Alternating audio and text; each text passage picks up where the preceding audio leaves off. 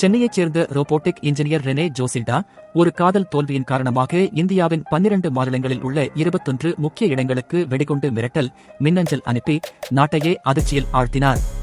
Ahmedabad Narendra Modi stadium, பிரபல பள்ளிகள், மருத்துவமனைகள் உள்ளிட்ட இடங்கள் இவரால் குறிவைக்கப்பட்டன.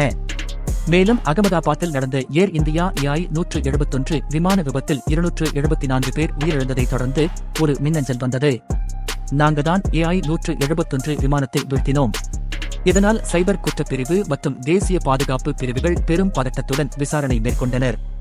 இது அனைத்தும் ஒரே காரணத்திற்காக தன் காதலை நிராகரித்த ஒருவரை பழிவாங்க டார்கெட் VPN போலி மெயில்கள் மூலம் மிரட்டல்களை அனுப்பி தனது சிறிய தவறால் அடையாளத்தை போலீசாருக்கு வெளிப்படுத்தியது.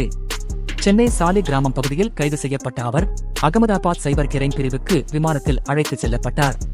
ஒரு உயர்கல்வி பெற்ற பெண் ரோபோட்டிக் இன்ஜினியர் காதல் தோல்விக்காக நாட்டின் பாதுகாப்பை சீர்குலைப்பது சரியா? உங்கள் கருத்துக்களை தெரிவியுங்கள்.